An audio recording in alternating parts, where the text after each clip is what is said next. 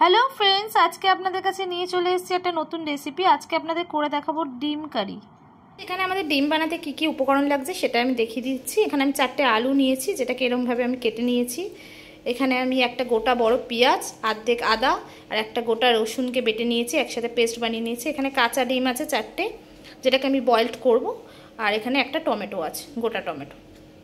Friends, আমাদের ডিম বানাতে কি উপকরণ লাগছে সেটা দেখিয়ে দিচ্ছি। এখানে হলুদ গুঁড়ো নিয়েছি, লঙ্কার গুঁড়ো নিয়েছি 1 চামচ, হলুদ গুঁড়ো নিয়েছি 2 চামচ, লঙ্কার গুঁড়ো নিয়েছি, চিনি নিয়েছি 1 চামচ, হাফ চামচ গরম মশলা গুঁড়ো নিয়েছি আর 2 চামচ মতন নুন রেখেছি, সেটা স্বাদ মতন দেবেন।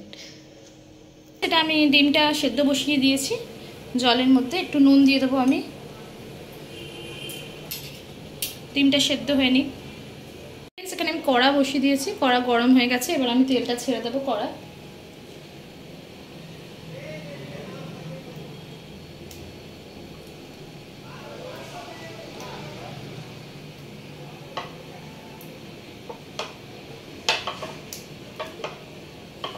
ফ্রেন্ডস, আমি একটু নুন দিয়ে দেবো।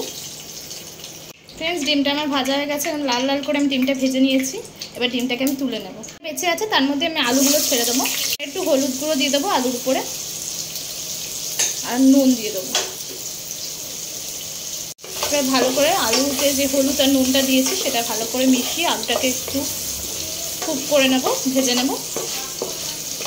লাল লাল করে আলুটা একটু ভেজে নেব। এখানে আমার আলুগুলো ভাজা হয়ে গেছে। এবার আলুগুলো আমি তুলে নেব। আলুগুলোকে আমি গোল্ডেন ব্রাউন কালারে ভেজে নিয়েছি পুরো ভালো করে। আছে তার মধ্যে আমি যে পেস্টটা বানিয়েছিলাম পেঁয়াজ রসুন আদার, ওটা আমি দিয়ে দেবো। আমার মশলা দিয়ে তেল ছাড়ছে। এবার ফ্রেন্ডস আমি টমেটোটা দিয়ে দেবো। ফ্রেন্ডস, আমার টমেটোটাও ভালো করে কুক হয়ে গেছে। এবার আমি গুঁড়ো গরম মশলাগুলো দিয়ে দেবো। এখানে হাফ চামচ আমি লঙ্কার গুঁড়ো দিচ্ছি, অল্প চিনি, হাফ চামচ নুন, হাফ চামচ হলুদের গুঁড়ো। এটা আমার ভালো করে ফুটে গেছে, তেল ছেড়ে দিয়েছে। এবার এরকম আমি 1 কাপ জল ঢেলে দেবো। ঢেকে দিয়েছিলাম, এবার এটা খুলে দেখবো মশলাটা কতদূর হয়েছে।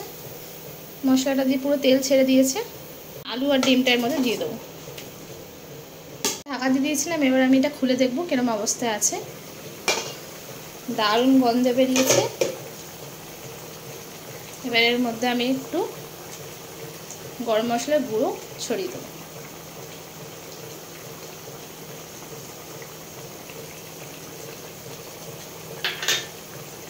গরম মশলার গুঁড়োটা ছড়িয়ে আমি 2 মিনিটের মতন ঢেকে দেবো।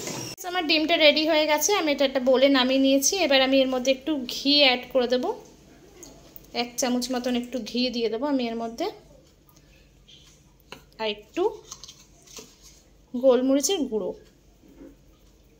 উপর দিয়ে, একটু গোলমরিচের গুঁড়ো ছড়িয়ে দেবো আর একটু ঘি দিয়ে দিলাম। আমার রান্নাটা দারুণ হয়েছে। আপনারাও করে খান বাড়িতে, পরোটার সাথে, লুচির সাথে, ভাতের সাথে, যেটার সাথে চাইবেন সেটার সাথেই খেতে পারবেন।